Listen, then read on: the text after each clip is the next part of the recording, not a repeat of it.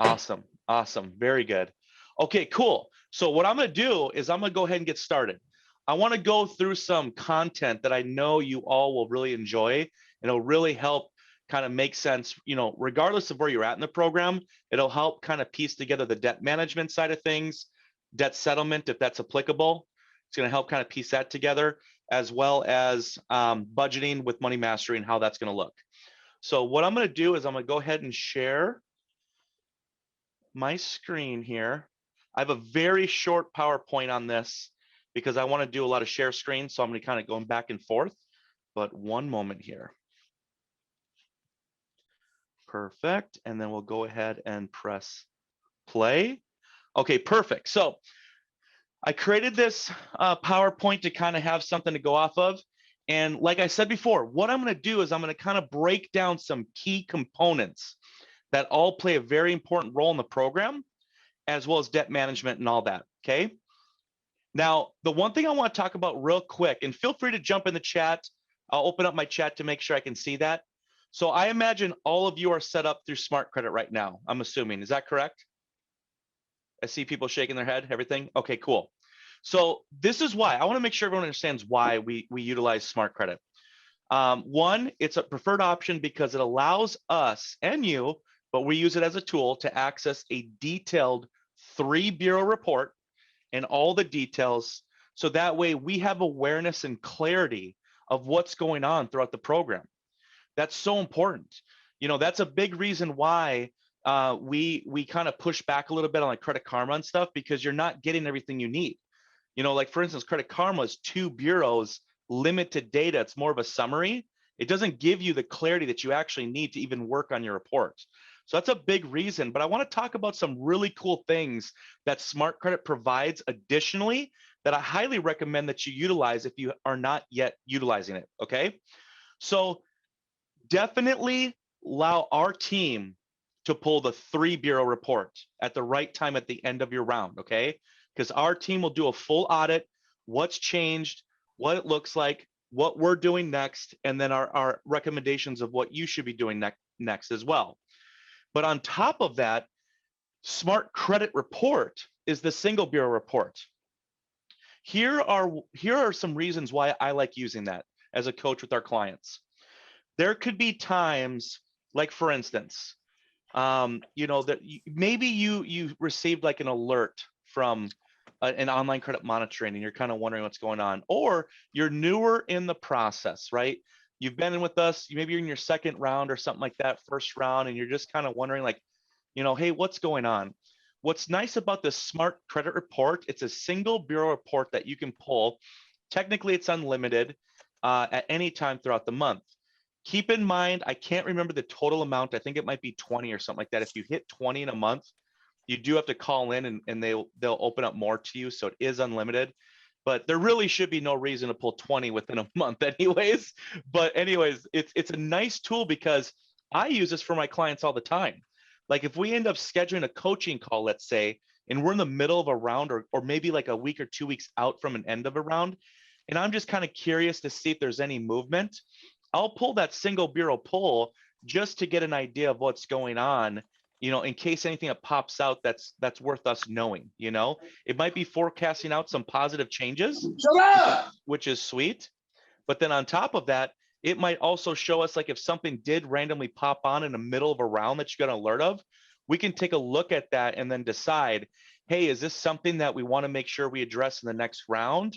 Or is it something that maybe, meaning our team would adjust through investigation, or maybe it's something that we would advise on to then settle, right? So there's certain things that we'd want to make sure that's really nice about the single bureau Smart Credit pull. Another really cool feature is the money manager. I don't know if you guys have logged in there, but what's really cool is there is almost like an introductory awareness tool of helping sync up your overall payment dates in your accounts. And so it'll help you to receive additional alerts to make sure you're not delinquent or late on any debts within your credit report.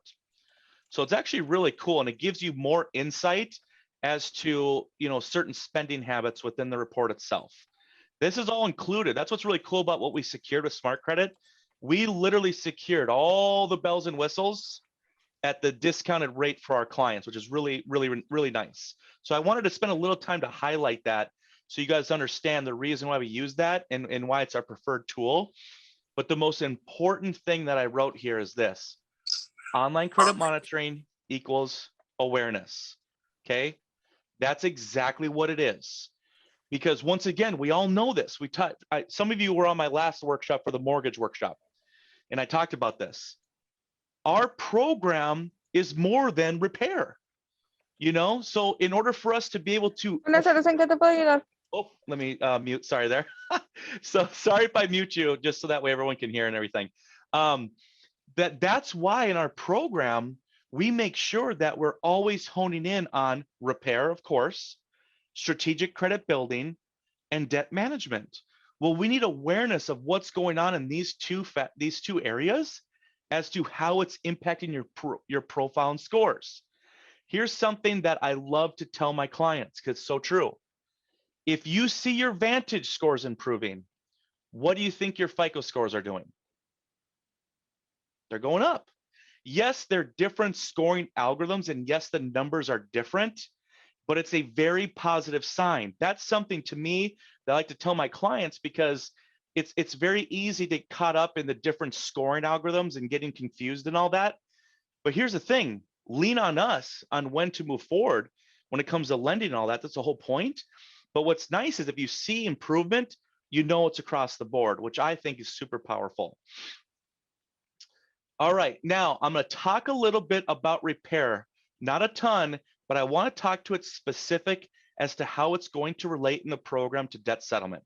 Okay, so let me just ask real quick, if you feel comfortable sharing, you don't have to give details, but how many of you in here right now in the program have any collections or charged off accounts with balances that you're going to want to be prepared to settle? I'll open up my chat. Okay, perfect. Michelle says I do. Now keep in mind, most people do. Okay, awesome. I do. Yep. Brittany, Michelle, Trishanda. Love it. Stephanie. Right. Lakiva, it sounds like. Yes. Tyler and Kelly. Okay, cool. There we go. Perfect. So I want to make sure. Yeah, this is huge then.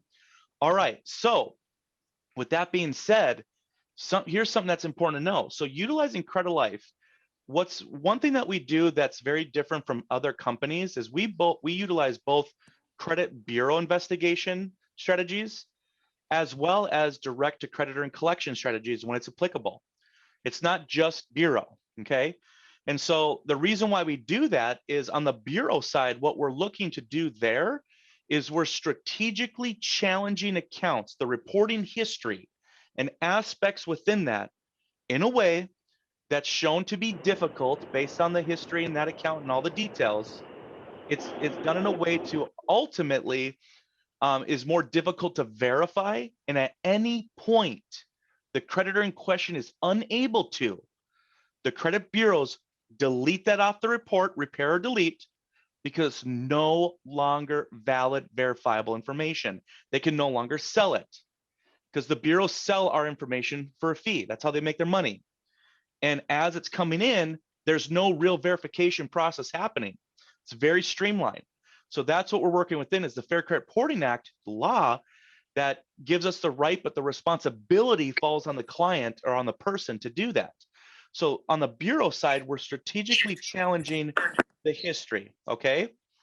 Now, when it comes to the creditor or collection company, typically what we're doing there is a little bit different.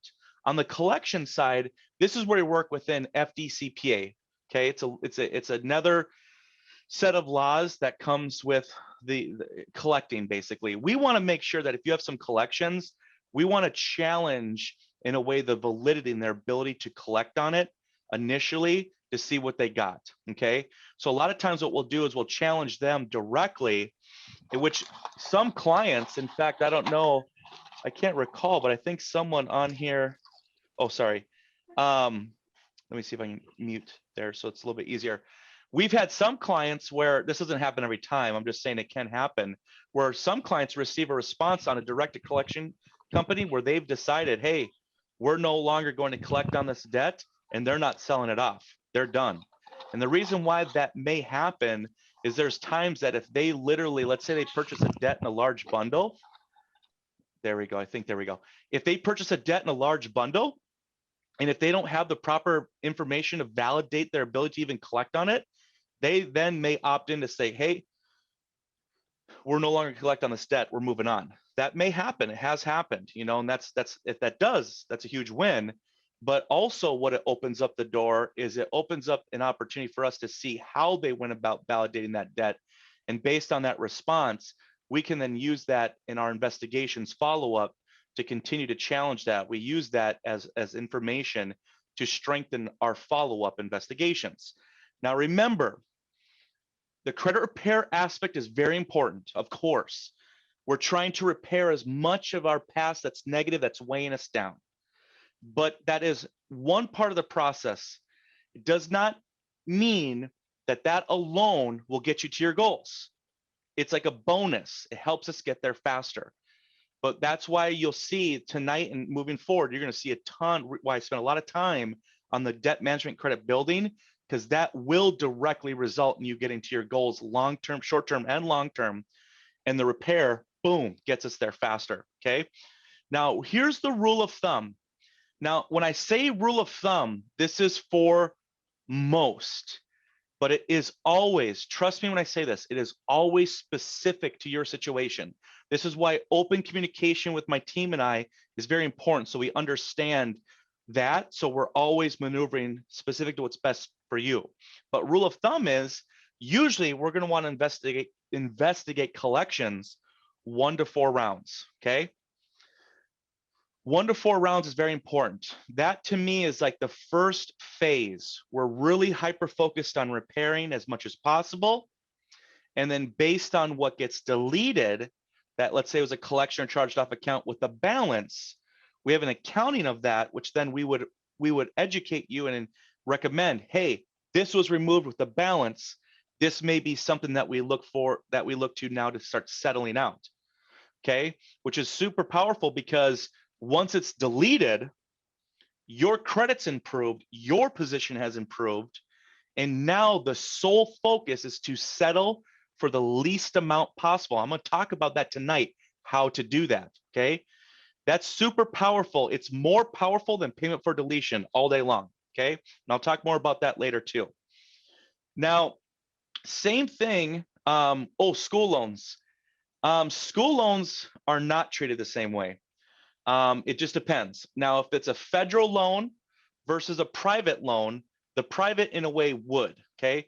Private loan would fall under charged off accounts. It's unsecured debt, which in that case, yes, we would still attempt to remove and then settle, just because there's typically not the same programs available to get out of default with a unsecured private student loan. But if it's federal, yes, is there opportunities to get deleted, and will we attempt that? Yes, of course, all day long. But the programs around federal loans to get out of default is much better. We have rehabilitation, which I help clients do all the time. Our team does. There's options of doing certain types of consolidation to get you out of default into good standing that way. There's a lot of things there. So usually if someone has defaulted loans, we're going to want to figure out the best solution, one, to get in good standing there, but then also how to repair. So it is a little bit different. Charged off accounts. Now that is going to be something that is in collection, but not yet reported separately as a collection, if that makes sense. It will usually show up with the original creditor within your credit report as a charged off profit and loss, okay? It's very important to know this. When you review a credit report, obviously we're doing this on your behalf, but I think it's important for you all to do this as well. When you take a look at your credit report, you're going to notice that below a collection, when it comes to payment history, you're not going to see payment history. You're not going to see details for that.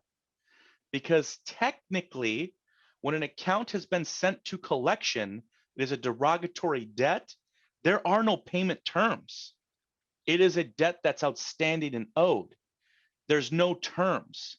So therefore, they're not going to report if you're on time or late, because that's not even a thing anymore. That's the reason why you'll notice that under a charged off account, you'll see a history, let's say, of I was on time, maybe I went through a hardship in my life, had some late payments that ultimately led to that creditor writing it off as a profit and loss, charging it off, and you see that change. Now, it's important to understand that once that happens, the coding of that account, the type of account, has now changed too. So it will change to a CO coding, charged off. Okay. Now, those are more difficult to get deleted, and doesn't mean it doesn't happen. It happens, it does. But that's one that when it comes to ranking, we're going to talk about this later, of debt settlement, I'm going to help you all identify the ranking of certain types of accounts when it comes to lending. We'll guide you of that along the way, of course, but I want to empower you with that education so you know what to expect, because charged off accounts will be typically higher ranking for debt settlement if remaining on the report than, let's say, another collection. Also, dependent on your length of time in the program and where we're at, if at any point we do decide to settle out an account that is still reporting, obviously there'd be a reason for it. There are opportunities for what I call post-settlement investigations. And so that is something we do as well in the program. Just remember though, it is proven, I mean, we've literally helped thousands of people. It is proven attempting to delete first and then settling as a whole is better. But once again, if for any reason we decide to pull the trigger on settlement, or let's say before you started with us, you did that already without knowing, we do still have opportunity there through investigations to do post-settlement investigations to attempt to delete that way. Okay, let me see here. See if I can get it. Okay, cool. All right, now we're getting into it, okay? So debt management, what does that mean?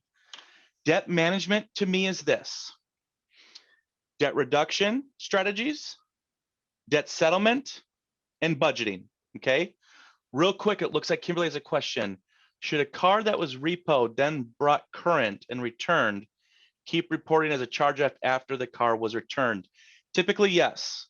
And the reason being is that when an accreditor charges that off, what they're doing is they're writing that off as a profit and loss in their tax liability. And so once that act has happened, they're not going to go back and revert that and change that. And so what happens in a repossession, they'll do that. And a lot of times what they're going to do is, actually, this is what was amazing about debt settlement specific with repos. There's actually a ton of room for settling for a very low amount. And the reason being is that when it goes back, the car goes back in, they usually sell that off on auction. That should go against your overall debt load of what's owed. But then on top of that, they've actually written off that total amount as well towards their tax liability to mitigate their tax burden. So they now have one in two different ways. Technically, they can still pursue the remaining balance, but it is opened up a very large portion to settle for a very low amount, because really anything they get on top of that is a huge win. Okay. Oh, so sorry. I apologize. I read that wrong. You got the car back. Okay. So at that point, you brought it current based on what was owed. Now it depends. Did you pay it off in full? Or did you just bring it current and then continue to make payments on it? Not in full, I'm assuming. So that's interesting. Usually, if you worked with the lender, the creditor directly, and you were able to bring it back into good standing and full based on what they needed to bring it out of that status, they should revert that and go back into good standing. So what I would recommend doing there, the first step is to reach out to them directly. You're going to want to get something from them either over the phone or in writing, ideal, that you're in repayment and you're in good standing, because that then can be used with the bureaus to get that changed and updated. So hopefully I gave a lot there for everyone. Hopefully you all kind of took in the difference between the two. Okay, perfect. So debt management, the presence, it's the present, it's your moment. That's how I'm looking at it. It's debt reduction, debt settlement, budgeting, okay? Now, one thing I like to bring up with clients is payment history. You know, this sounds, I wrote it right here. This one sounds so easy, right? When people say it, yeah, make your payments on time. It's like, well, of course. But here's the thing. a lot of our clients that we're working with, we're reestablishing debt, we're credit building, we're getting on track. You're going to find there's actually a lot to this of just simply making payments on time, getting that spending plan, getting those financial disciplines in place. That alone actually takes a lot of work because dependent on your situation, that may be very different in how you were having to manage debt. So just remember, it's like you just want to make sure that you always want to. This is why the money mastery piece can be so amazing, is that it's going to allow you to spend with a plan where you are able to do that easier, because we know payment history is it's the highest portion of the score. So over time, the more we can build positive payment history, the better it is going to be for you. Now, debt reduction. This is definitely going to be the hardcore details of this we're going to go through tomorrow night, but I want to make sure that we all understand the power of debt reduction.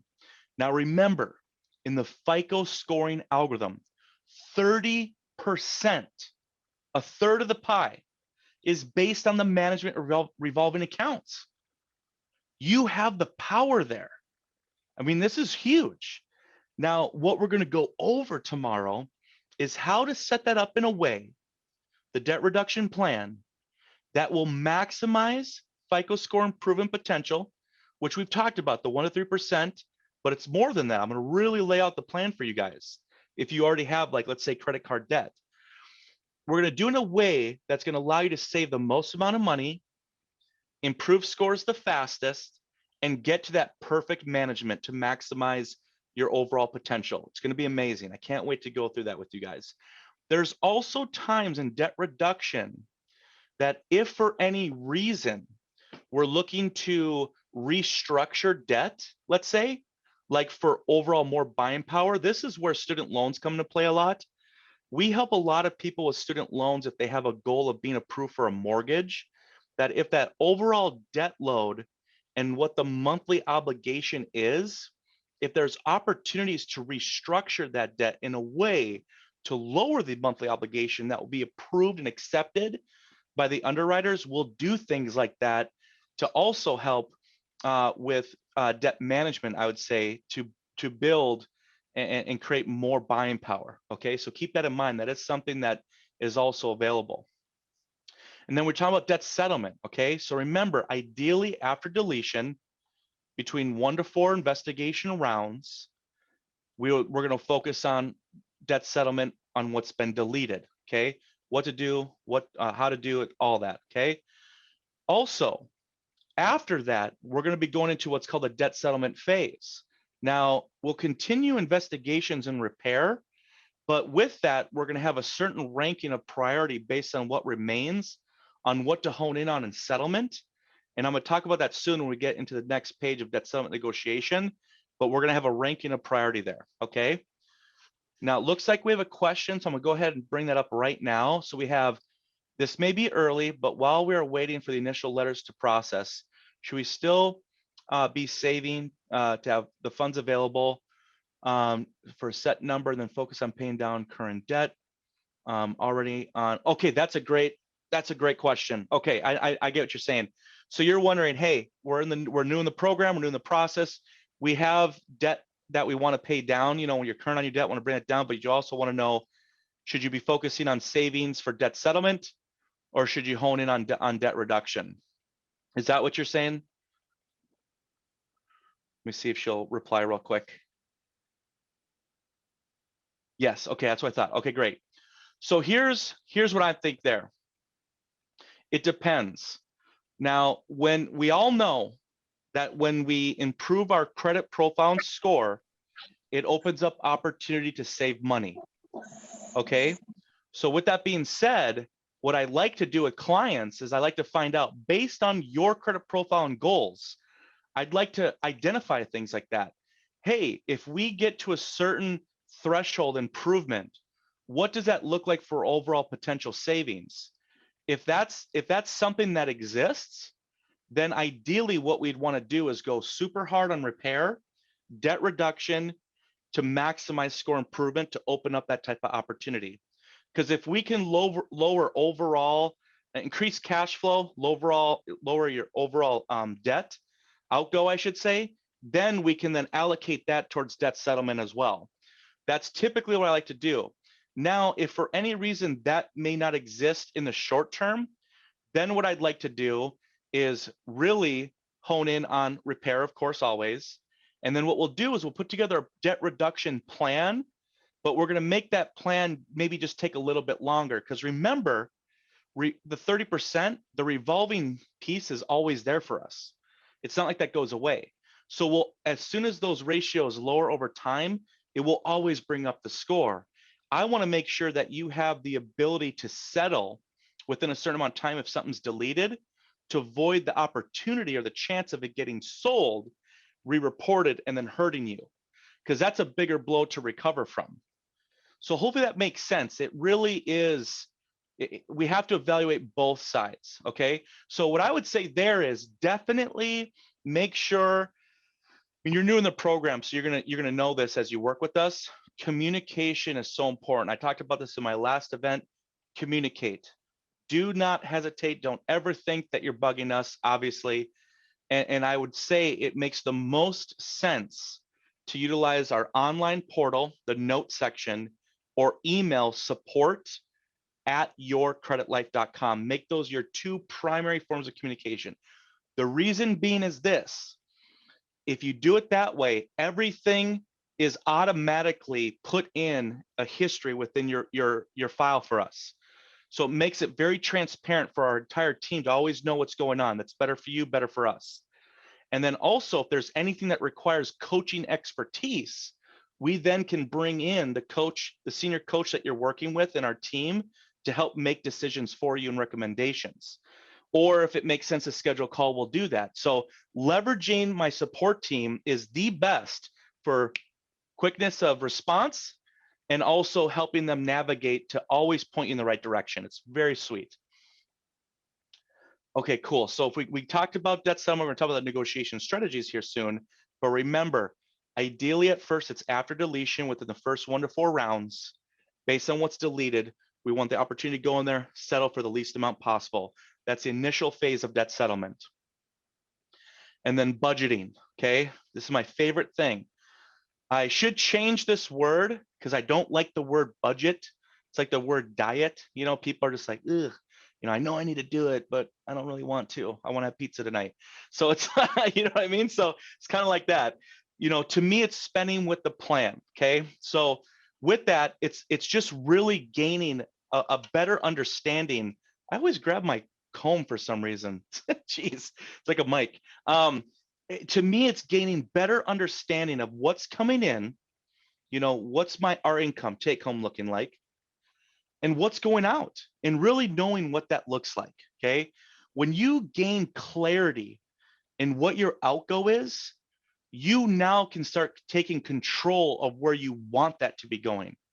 That is super powerful, because once you start using debt and income and credit as a tool to better your situation, you are going to just be blown away by what that does, not only by shortening the length of this process in general, but long term, it opens up so much opportunity all around. Because our goal for all of our clients is to help you achieve your goals, right? But if we can set you off in a way that your credit's there, your financial stability is there, you know how to position for lending and what your goals are, and you can take that long term to focus savings, debt reduction, getting out of debt, all this type of stuff. I mean, it really will open up this whole area for you. That's extremely powerful. Here we go. Perfect. All right. So debt negotiation, debt settlement. All right. Here's a key term that I want you all to write down. Settle for less than full balance. Now, I don't know if you all have ever seen people talk about online, don't settle for less, that verbiage is bad, lenders don't like that, you know, all that type of stuff. Honestly, for the most part, that's completely bogus. The only time it ever matters is, let's say you're getting either a very niche type loan where they're very conservative, which is, even then, that's a little bit more rare nowadays. But in most cases, like let's say you want to reestablish a relationship, like with Amex or Navy Federal Credit Union, with, let's say you had an account with them directly. If you decide to settle for less than full balance, they then won't reopen up or allow you to reopen up a relationship with them. So if it's important to you, there's certain key accounts where we would just pay in full for that reason for the long term. Otherwise, paying for the least amount is the way to go at all times. You want to pay for the least amount possible, okay? Now, once again, ideally, the account's been deleted because at that point, we know the credit profile score and all that. We've done the right thing there, okay? The goal is to go in there and settle for the least amount. We want to save the most amount of money always. Now, remember, there's a couple things that happened here. One, if it was associated to an original creditor, that original creditor wrote that off as a profit and loss towards their tax liability. It was a tax mitigation thing that they have available to them.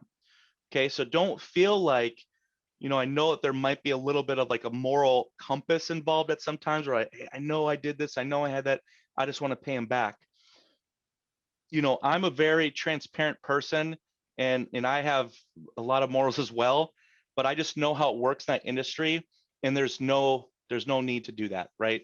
We want to sell for the least amount because they've written that off, and they can legally technically pursue it, but just know we want to use that to our advantage, okay?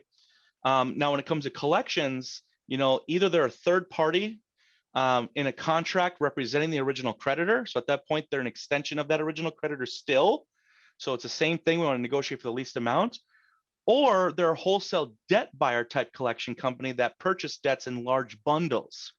This is where that term comes into play, where they talk about pennies on the dollar. You got this for pennies on the dollar.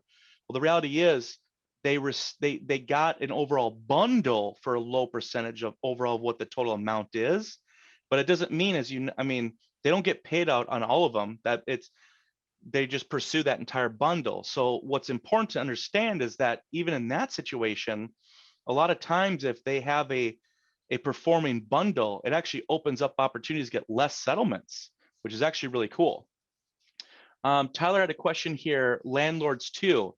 So landlord, in that situation, there may be, I'm not sure exactly of the tax mitigation strategies that might be available to them, but you can still usually negotiate if it went to collection. Like let's say if you were renting an apartment or a lease and had like a property management company and they sent it to collection, a lot of times you can still settle for a lesser amount.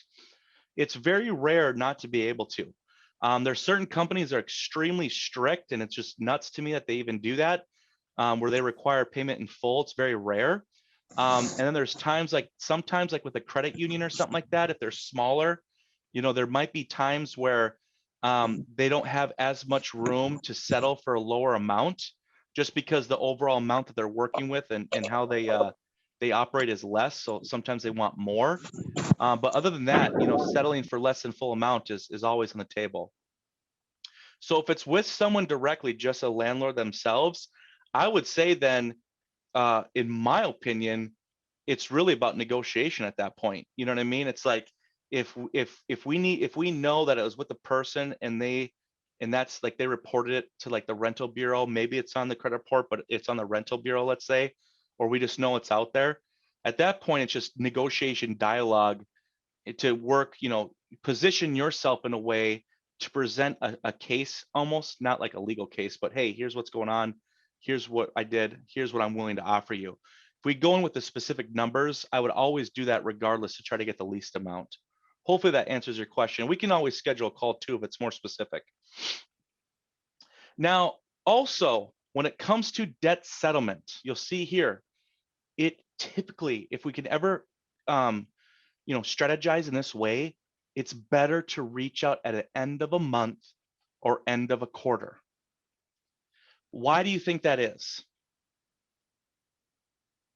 It's because they're business. They have numbers to hit, right? They're a business, they're trying to make money.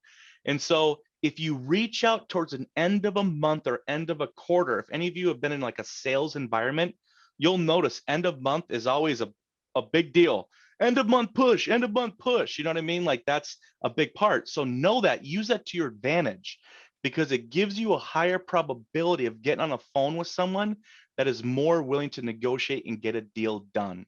It's as simple as that. Okay. Oh, I will answer that very soon, Juanita, about the percentage. Very, very soon. And so now that's where it comes in having a specific dollar amount in mind. That's also very important. The last thing you want to do is get caught up in a back and forth of pricing when you don't even know your starting point. Don't let them dictate the starting point. You come in. And remember, the goal is always come in low. The worst thing they can say is no. You want to come in low because we know more than likely we're going to negotiate up from there. Start low and I'll go up from there. Don't start in the middle knowing it's going to go up from there because in the end, we wanted to be here, but we ended here, right? It's very important. These are very valid strategies that get overlooked because they sound to some, at least to me, simple, but the reality is they work and they're very powerful. They are. So when it comes to a dollar amount in mind, this is where Juanita's come into play. I typically say this: if the account is less than $1,000, usually I would start at 30%. If it's less than 1,000. If it's a lower dollar amount in the world of collections, there's less room for settling for a lower amount. Just that gap, it's less. I would start around 30%, knowing it'll work up maybe to 50%. If it's really low, let's say 100, 200, you probably will end up around 70, 80, 90%. Sometimes you still can settle, but lower dollar amounts is going to be a little bit less of a gap. Now, as you get a higher balance outstanding, you want to start even lower. I would say that if we get above 1,000 towards 2,500, I would be going once again around that 20, maybe 30%, probably start 20, because once again, all they can do is say no. We want to start low and work up from there. Another reason why I like to do that is that let's say two things happen. One, they're a third party representing the original creditor. Well, when that's a situation, they'll have terms in place already in that contract of as low as they can go. And so what they typically will do, if you reach out the end of a month or end of a quarter, okay, when they're pushing to hit numbers and you come in low, typically what will happen is that rep will immediately counter to the lowest amount based on what they're allowed to authorize, like that usually. And you can feel confident to know if that's what happens, like they go up and they say, this is as low as I'm authorized to go, that's usually going to be a truthful statement. And you can feel confident to then go ahead and move forward with that as long as it meets a dollar amount that you're prepared to settle. Let me see.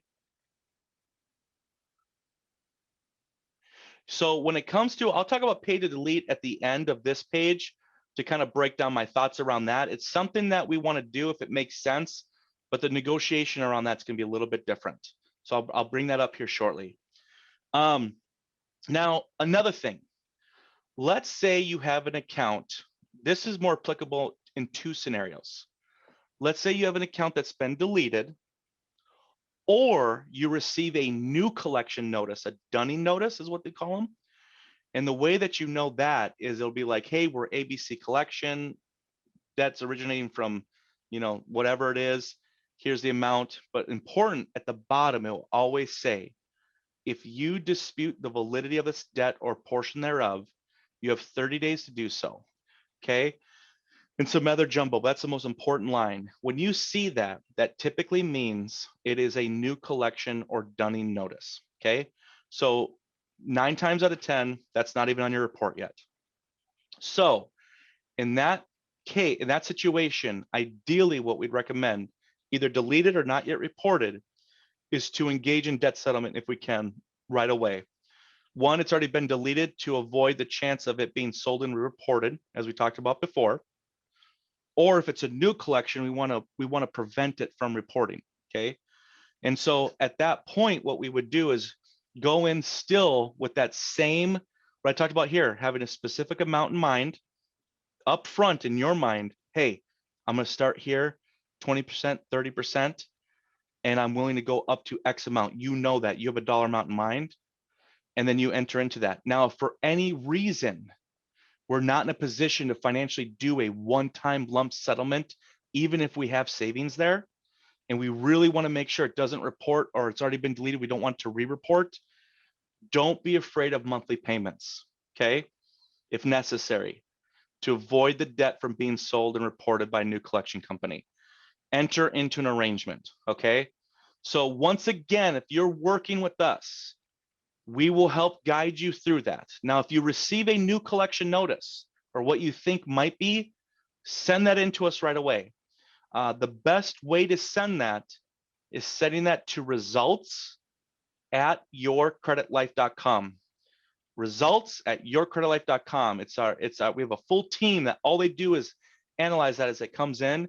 They make sure it goes to the appropriate place, and we can give action. Hey, if this requires action, we let you know. If it's something that we'll address in an upcoming round because it doesn't require action, you'll be made aware of that as well. So, but just know that you want to utilize us because we'll help you navigate through that, okay? Because debt settlement's all about timing. We want to save the most amount of money. We want to do it at the right time, knowing that it's going to get you to your goal efficiently and quickly, okay? Also, never disclose any wants or goals. Never. This is why you don't bring up payment for deletion.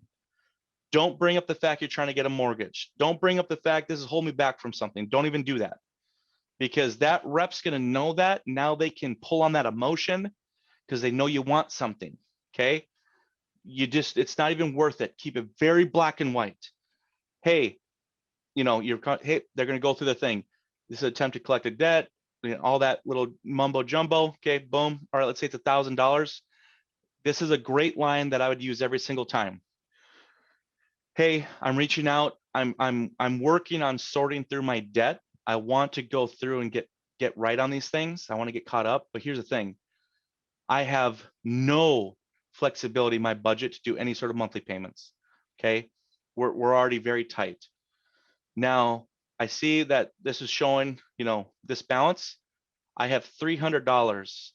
Will you accept that today to settle this in full? You just come in with what the amount is. I can't afford any monthly payments. This is all I got. Will you accept that? That's how you enter into negotiation for a one-time lump settlement for less than full balance. Keep it very specific on the numbers, your starting point. They don't need to know anything else. Now, if it's something that you're trying to prevent from being reported, but let's say the amount's a little bit higher. Let's say maybe it was a repo or something, right? And you still have a certain liability there that you're worried about.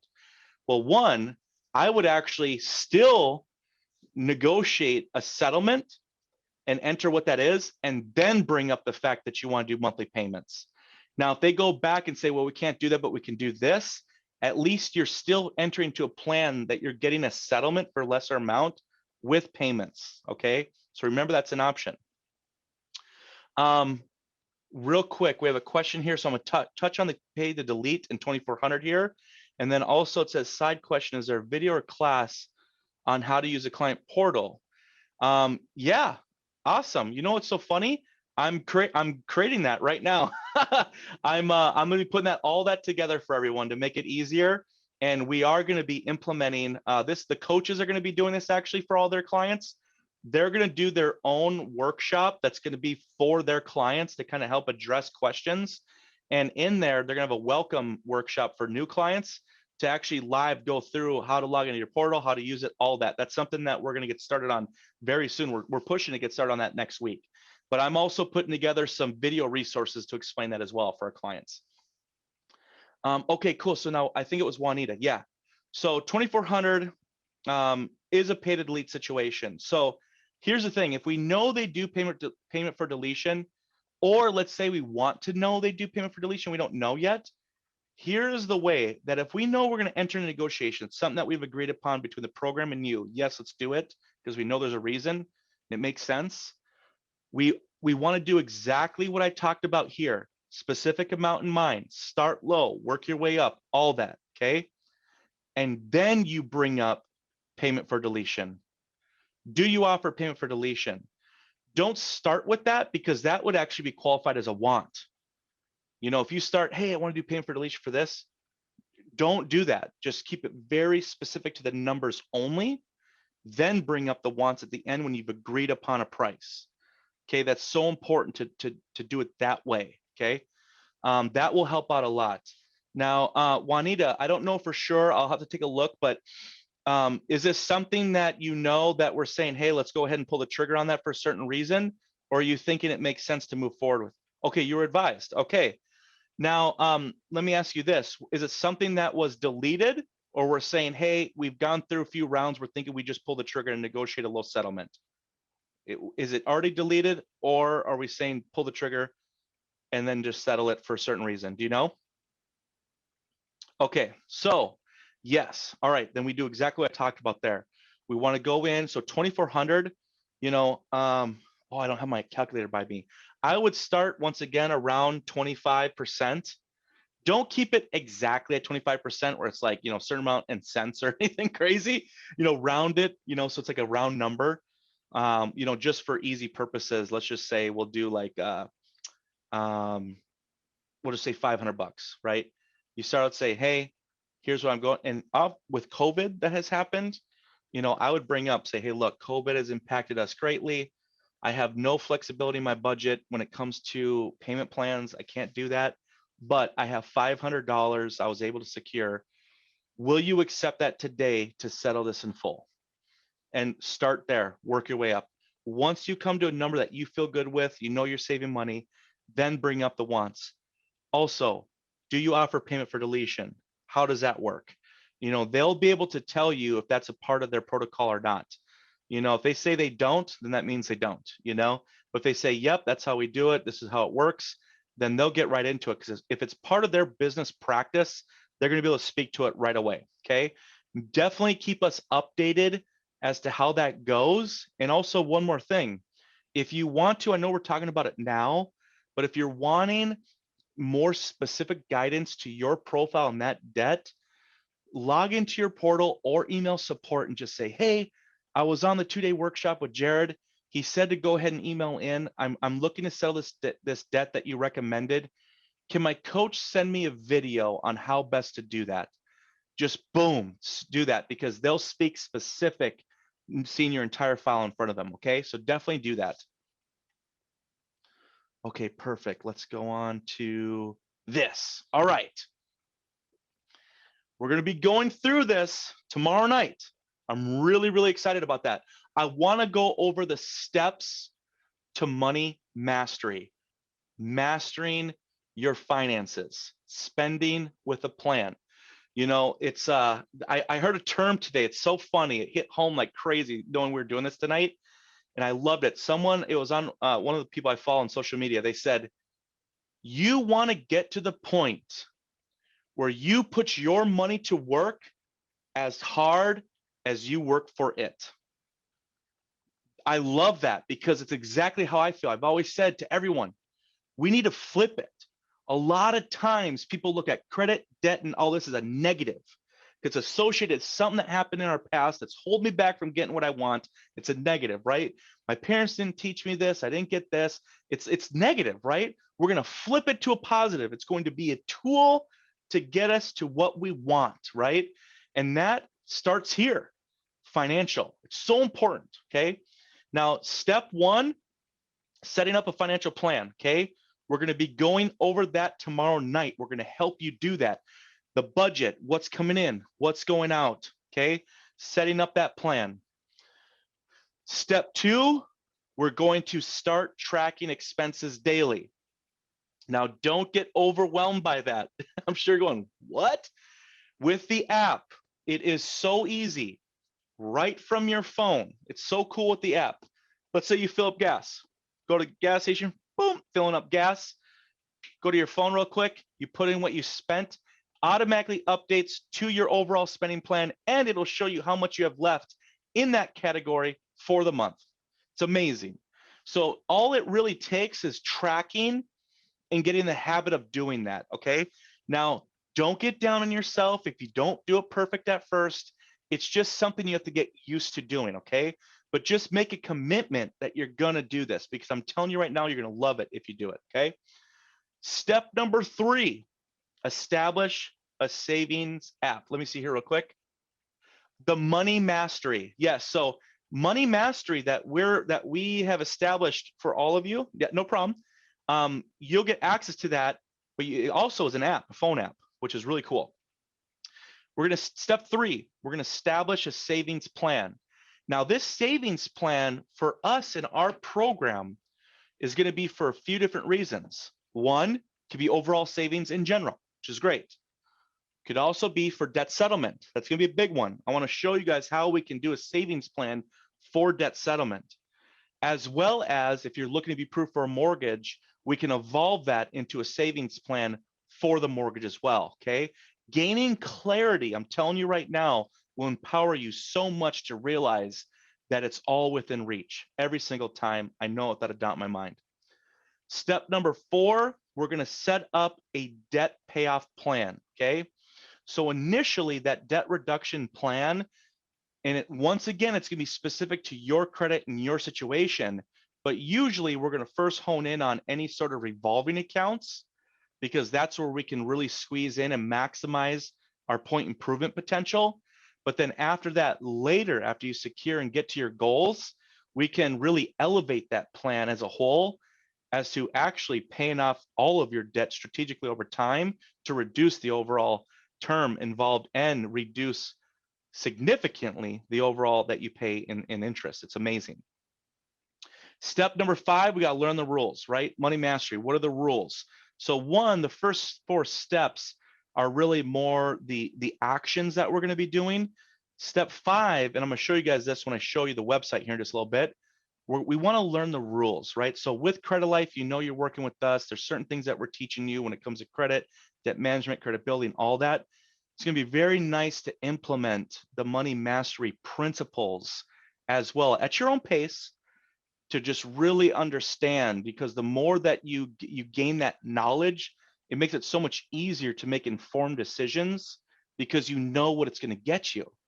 You know, it's like when you know you have a goal and you've ranked those goals of what you're going after, when then you know the steps you're going to do to get there, it's so much easier to follow the plan, you know? And then step 6, remember, the rules are always changing. The reason why I bring this up is because it's so true. Things change, right? Your situation might change. Your goals might change. There might be changes in the market, okay? There might be just things that happen. So remember, the overall principles for the most part remain the same, but the specific rules that we're following through on your plan may change, and that's okay because your situation may change. And step number 7, the most important, not only for this, but in general, is never quit. Trust me, do not quit. One thing that I have noticed, even for myself as adults, when we get frustrated or confused, what do we want to do? Most people want to quit. You know what I mean? It's like if we feel like we don't understand, like this isn't working and that and this, and remember, there's so much involved. Your credit in your financial situation impacts everything for the most part around you. Not just your ability to obtain things you want, but your security, your future. It improves the overall quality of life, or it could negatively impact it, right? So just remember one thing. It seems so simple, but so true. Never quit. Do not quit.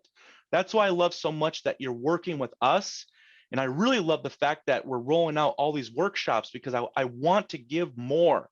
You know, I want to give you everything I know, and anyone I can pull in that I know is good. If I can get them to you too, I'm doing it, because I want to make sure I can continue to educate, empower, and direct and all that, so that way you don't quit. But once again, if you're ever feeling a certain way, my challenge to you is to first reach out to us and just let us know how you're feeling. You know, don't reach out and be like, I'm done, I'm canceling. Because usually that means you got frustrated, you're quitting, and you're not really giving us any room to figure out why, what's going on, and how can we help you. You know, so make sure you remember that communicate, communicate, communicate. Awesome. Now, I wanted to give you guys a couple reminders, all right? So, you know, what's next? All this great information. What do I do now? Well, we know tomorrow We're going to go through share screen. We go through some more stuff here real quick. But tomorrow we have day 2 with Alan Williams. We're going to start building all this out. In the meantime, now and ongoing, you really want to make sure you remember to email our support team questions if you have them at support@yourcreditlife.com. You can go into your client portal at yourcreditlife.com or creditlife.com. We have both. Just, there's no T in Credit Life. That's why we have both URLs to make it easier so you don't forget. Because Your Credit Life, we merged them together. Credit Life is what we did there. But you can go into your portal, add notes, get what's going on there, or you can call us. I don't know if you guys know that. You can just call our client helpline at 612-444-3411. We have a team every day, Monday through Friday. Trust me, they will help you. Everyone on this team, we're all the same. We want to help, so it's great. And then once again, feedback is welcomed. I wanted to add this time. I would love to hear from you directly, any feedback. If this is your first event of mine that you've joined, if you've done any other, I'd love to hear from you. Feel free to text me or call me anytime. I always do my best to return texts and calls as quickly as possible. My direct line is 612-444-3426, 612-444-3426, or you can email me, jared@yourcreditlife.com. I got 2 R's in Jared, Jerrad. And there we go. See, Kimberly knows that. See, that's what I'm saying. Like, there's so many things. That's why I like to bring this up, because not everyone knows that, So perfect. And, a lot of you, not everyone, but I have had the pleasure to work with some of you directly. What I do, I'm the CEO and co-founder of Credit Life. My favorite thing to do is work with clients. It is and has been and always will be my favorite thing to do. I love to solve problems. And I love to see the positive impact it has on our clients. I mean, I thrive off that. Truly, I do. So that's why I'm giving you my personal info here. If it's something I know my team can help, I'll tell you, hey, getting this over to Shirley, she'll help you. Hey, I'm going to get this over to Tyler, all that. But once again, if it's something I know I can jump in and assist you, I will. Okay, just know that. Okay, perfect. All right. Now, I got one more thing I want to show you guys real quick. Because I want to kind of go through like a quick little tutorial of money mastery and what it looks like. So I'm going to open up I had Alan just kind of create, I actually use money mastery myself. I have a different one that I had him open that I can use as to share, because the other one you guys would be going, holy smokes, Jared, you got all sorts of stuff going on. Trust me, I got a lot of bills too. so, and I have it all mapped out. That's what I was saying too, on a side note. When I told everyone in my videos what Alan's done for me personally, he really has. Like, I have been doing this for a long time. I have been in this industry before. My father's a broker in California. I was in real estate and mortgage. Then I transitioned into credit. I've been doing this now for 9 years, and I love it. And I've adopted everything I teach, I do. One thing that I noticed as I was just kind of getting in my career going, my company going, I've met a lot of people in financial industries, financial services, mortgage, real estate, all that. One thing that I have noticed is that most financial advisors, you would think, is someone you should go to help you figure out how to manage your debt to plan for retirement.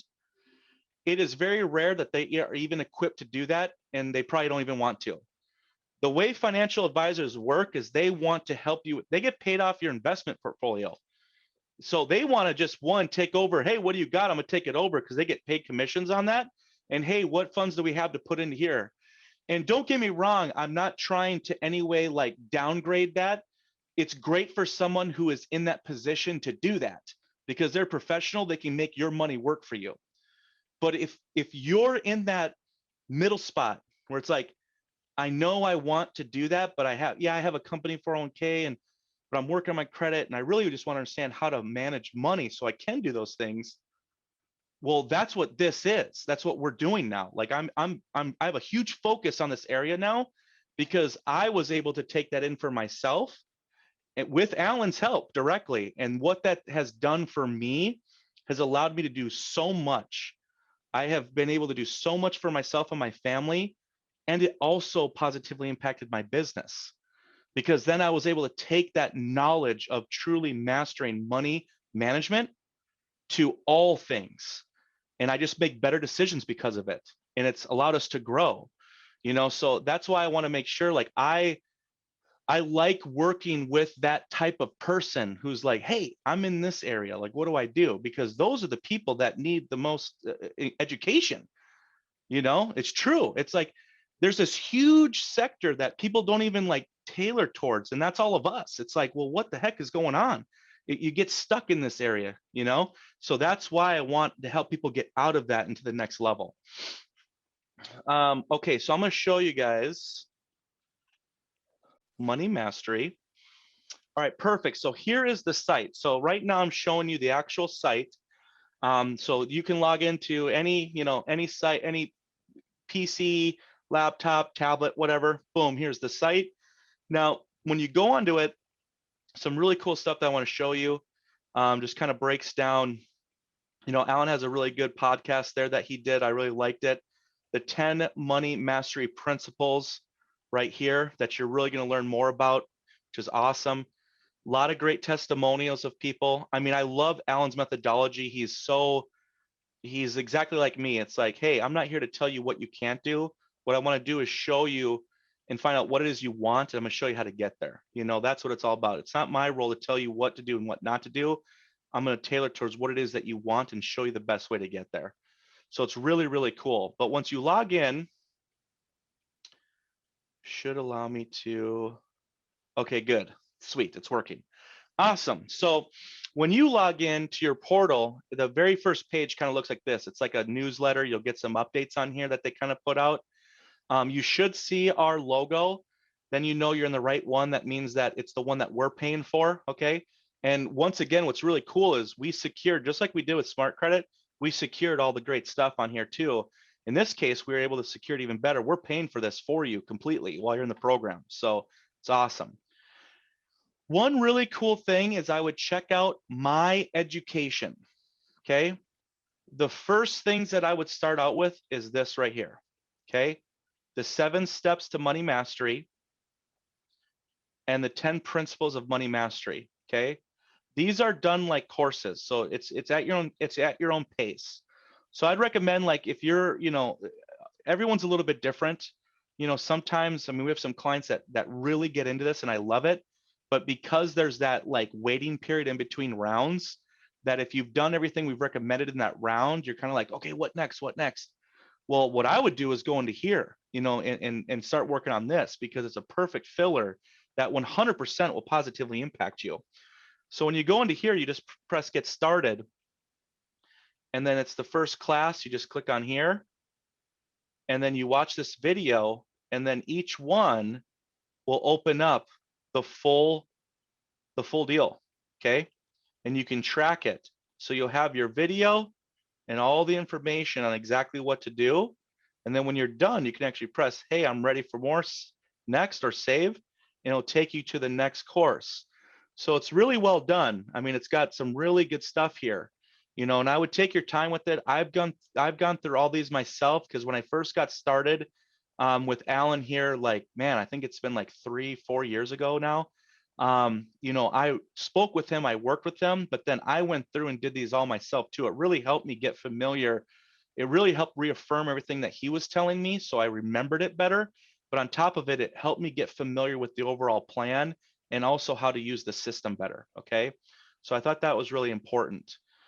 Those are both really, really good courses that I would go through. They're awesome. And then also, dependent on your situation, this, if you're a business owner, this is actually super powerful. Some tax strategies for small businesses, I think, is awesome. We got a money mastery guide for real estate investing in here too. So if that's something that interests you, I would watch that. Investor trading, all sorts of stuff. So there's more than just these two. Start with these two. That's what you need to know. And then you can build off of that with additional information. We had all their courses open to you guys in this plan. And then here is where you're going to build out your actual plan, okay? So in here, we have our sample plan. Now, to create a new plan is really simple. We're going to go over this tomorrow, but I want to show you now to make it easier, so that way we can get to the really good stuff tomorrow faster. But what you'll do is you just literally go in there, you press create a new plan, So in this case, we'll put myself, right? Put myself in here, Jared. I could put Katie, my fiance. I turn 36 tomorrow. It's my birthday tomorrow. So I'll be sharing my birthday with all of you. I'm excited. And then Katie's 36. Most cases, most people say 65 here. We leave this blank for now. Don't worry about that. Then you just press save. Boom. Okay. Now we have that created. We have that plan. Okay. Then what you do is you go into here, and now we're in that plan. And so the first thing that we're going to do is we're going to click on spending. So you'll see that there's going to be automatic categories that are very common already in here that we can start working from. But the one thing that we're going to want to do right away is editing our income. Okay. So dependent on how you get paid, you're going to do current. You're going to start with current, not historical. Okay. Oh, I apologize. Just match them identical. But over time, we're going to keep track of historical data. So you would put in your actual gross monthly income. So the gross. So if you're paid W-2'd, what you'd want to do is take your W-2 and work off that information to figure out what your gross monthly income is, and actually minus all your taxes from there too. It's important to know what you're paying in taxes. Actually, it's very important. So I'd get in the habit of knowing that through your pay stub, and you just put it all into here. What's really cool is that over time, if this changes, the historical will stay the same, but as you, let's say you get a pay raise, a bonus or whatever, and this current starts to change, you would update that. And what's nice is it'll show you over time, an average of 12 months, how your income is changing. So it's really cool. You can keep track of that. But the most important is going to be current minus taxes, so you know what your take home is. So I'm just going to go ahead and put just a round number in here to keep it simple. I'm just going to do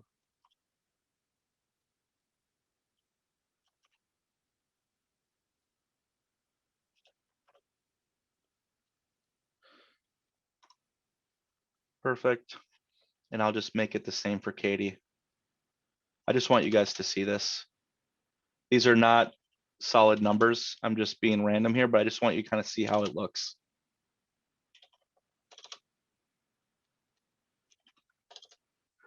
Perfect. Then we press save. Now it automatically shows us what our spendable monthly income is. Now, if any of you are paid off commissions or bonuses, or if you have like a fluctuation, you really want to then take your most 6 or 12 months if possible, for sure 6, and round out an average of what your take home was each month and make that your current. Because that's one thing, if you are paid like that, that's something that gets brought up all the time is, well, how do I budget when I don't know what I'm going to make that month? Well, what's nice is if you do it the way I just said, we know that the times that you make exceed what it is, as long as we always budget to the average, anytime you exceed it, we'll know exactly where we place those funds. So if there's ever a time that you go under, you pull from those funds to still balance your budget. So that's the best way of doing that. And then what we'll be doing here tomorrow is then once we have our income in there, we're going to go edit spending plan. And it's going to open up the actual piece here, and we'll walk through. So we're going to keep track of current. Everything is going to be current, okay? And it's going to show us. There's also carryover and all that. And the carryover is one, as you start tracking your expenses, there might be times that you're either over or under. Well, if you end up being under an expense category, that will carry over, and we track that. It's really, really, really cool. So we're going to help you kind of go through all this. And I know right now when you're seeing this, some people might be like, holy smokes. Honestly, it's super simple. We'll show you exactly how to go through it, and you'll be surprised. And Alan will really help bring this out of you because he's been doing this for over 30 years. It was amazing to me how easy it was for him to help me and our clients that have worked with him, like just bring this out. And our team, we've actually had him, I brought him into our team too. So it's just been phenomenal. So that's what we'll be doing there, okay? Once we get all that done, Let me go back over to here, sorry. Once we have all that done, we're gonna be able to see exactly what we're spending versus so income versus expenses. The first goal that we wanna make sure is that we're able to balance out not only this, but also our debts. So you're actually, when we get to the portion where we start filling out our debts, that will also transpose into here in a certain category. So, because we want to make sure that we know, are we able to balance our budget? That's number one. Can we balance it? In most cases, I'll tell you this, almost every single time with everyone I've done this with so far, we've always been able to balance it. In fact, a lot of times we identify areas that we've been overspending that make it even easier to balance and start placing towards things that help us get to our goal.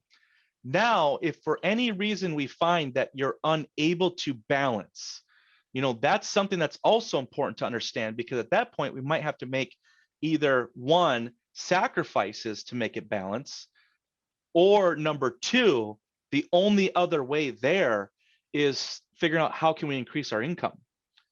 And I think that's an important conversation to have. I bring that up with people all the time. There are ways to do that, and it might be something worth considering if it's something that comes up. Alan will touch on that more, all the different things, but that is something that seems so, like when you hear, well, of course, I'd love to raise it, but there's actually a lot of things that you could do to help raise your income. Okay, so this is going to be really, really cool. We'll also have the debts. We'll fill out the debts. That part's really easy. We put the name, interest rate, what the monthly payment is, what the balance is, all that. We're automatically going to calculate. This will be done automatically at how to accelerate the payment based on the spending plan. That'll all be easily calculated. And then with that, we'll also have savings. We can create an investment and savings plan, a retirement plan. I mean, literally. So initially, though, we're going to focus on income, spending, debts, and a little bit into savings. Those are the most important, knowing where you're at in our program. But as you use this tool, you'll want to expand on your savings more and even into your retirement. It's amazing, okay? And you're going to get a ton of really cool reports that once this is filled out, that will really open up your eyes when it comes to the opportunities surrounding debts. So let me show you what I mean by that. I'm going to go over to this example, and I'm going to go over to debts. So you'll see here in this case, this person has Visa. We have some medical in here, Discover, credit card, furniture, auto, mortgage. Okay. What we're going to do is we're going to run a get out of debt report. Okay. You may not be able to see this yet because it's on a different screen, but I'll get it over to you here shortly. So I'm going to run this report here. Perfect. I'm going to save this. Awesome. And now I'm going to run one more get out of debt report where we are going to have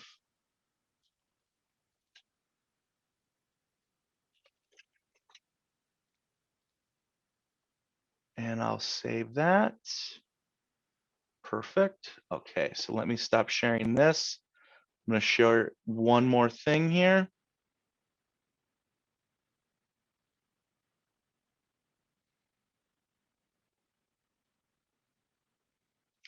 Okay, cool. I'm going to share this screen. So this is just one sample of a report that'll automatically get generated to show you, as we put together our debt reduction plan, we actually put together a report to show us, based on what our debt load is. This one includes a mortgage, auto, and all that, monthly payment, all that. Well, part of the model is there's a power down model. And so a lot of times people do either what's called like a cascading debt reduction plan or snowball. A lot of times we lean towards the snowball because it's a little bit easier. And actually it's very effective still, but we'll start with a lower principal balance account with a lower payment. Once that's paid down, we then take that 55 and power down to the next one, which increases that overall payment to pay that off faster. And you'll see how that trickles down, right? So by doing that simple power down, okay, nothing additional. Like if we just stayed the same, so to speak, you would have had, if you only made your minimum payments, it'd take 29.5 years to pay this off. Okay. Obviously, the mortgage is a big part of that. Just by using this power down alone, brought that down to 9.25 years. Look at that. That's absolutely insane. And it's so simple. The only reason why people aren't doing this is because they're not working off a plan. I truly believe it. Because if we have a plan and execute, you're going to see how easy this actually is. And then look what it does in overall savings by your retirement age in this example. If then we take that same amount of obligation once it's paid off towards retirement, it's $1 million in the bank right there. It's absolutely phenomenal. Here's another one I ran. You want just do an additional $100 to pay things down faster. You'll see how just that additional $100 brought it down even lower. You know, so just kind of something simple to show you, but it's really cool. Like, I don't know how many of you, let me just ask, how many of you, like, who's liking this right now? Like, is this making sense?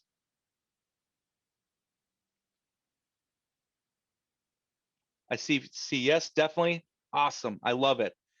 I want to make sure you guys understand that our initial focus will be very specific to debt management, exactly what we're working on. I don't want us to stray from that. I don't want to like us to think too much and get outside of what our plan is. We're going to get you to your goals first. I know the vast majority of that's mortgage. I know it. Once we secure the mortgage and you get what you want and where you want to be, I want to make sure I give you guys everything possible to reduce that, to do what I just showed you. Instead of it being 30, it's 9 years. I'm telling you right now, another thing I learned is working with all these financial advisors. It is very common people are outliving their retirement right now. I mean, there are so many people that as they're getting older, they realize, holy smokes, this is a real thing. Like, I need to really get this going. My father is an example of this. We've been having this conversation. He's worked so hard. He's done very well in his life. And yes, he's put funds away, but what happened was he did what the financial advisor had said to do, right? But he didn't have any sort of like active communication with them, rarely heard from him. And what he had initially put in, yes, it built up, but he wasn't on a plan that he understood what he was doing and had accountability often to know where he's at. And then all that time just went by and he's working, he's doing well, he's doing that house, paying off house and all that. And he's realizing, I'm short to my goal. I got to ramp this up. Now he's aggressively putting funds away because he's trying to make up for that time. So I know everyone's situation is different. I'm just bringing that up after we get to your goal, that the better you start managing your debt and always spend with a plan, it's going to be amazing what it does for you. I mean, it will empower so much. So I'm super, super excited. I love the fact, man, we had a lot more people join us. I love it. I just, once again, thank you all for taking time tonight with me. I know it's great information, of course, but it's not always the most fun. You know, we could be watching, you know, some show on Netflix or something, but this is good stuff. I really like that you guys are all committed and motivated to be doing this. Now, tomorrow, I want to make sure everyone's ready. So for everyone that's on here, if you didn't hear this before, if you have not yet been able to log into Money Mastery, I need you to do the following. One, search your email for Money Mastery. Search like the all mail or whatever you can. Okay. Then you should have received like a welcome email for Money Mastery and how to log in. If you can't find that, go to moneymastery.com. And then the site that I just showed you, click on login and then do the forgot password function that should be associated to your email. That should work. If that doesn't work, please email support@yourcreditlife.com so my team can get on that right away for you tomorrow. So you're prepared to be able to log into that by tomorrow night. Okay. I hope everyone's able to join us tomorrow night as well. I know other people emailed me saying they're going to join tomorrow. They couldn't tonight. I will be packaging up this event. We're going to edit it down to make it a replay, a pretty trimmed down, easy to watch replay. So I will be sending that out once we complete our event too, my team and I. So that way you guys will have access to that too. But yeah. Yep. Oh, thank you, Juanita. Yes. Yeah. info@moneymastery.com. You want to search for that. I really appreciate that. That will be the email it comes from to help you guys get logged in there and get started. So awesome. Everyone good? You guys like it? I really appreciate it. I love it. I'm having so much fun with everybody. So thank you again. If you need anything, reach out, support@yourcreditlife.com. Definitely remember that email for whatever you need, especially for this stuff. Let's get all over it. Thank you all again for your time tonight. I look forward to seeing you tomorrow. Get ready to get down. We're going to get in it. We're going to start building out that spending plan. Have a good night, everybody.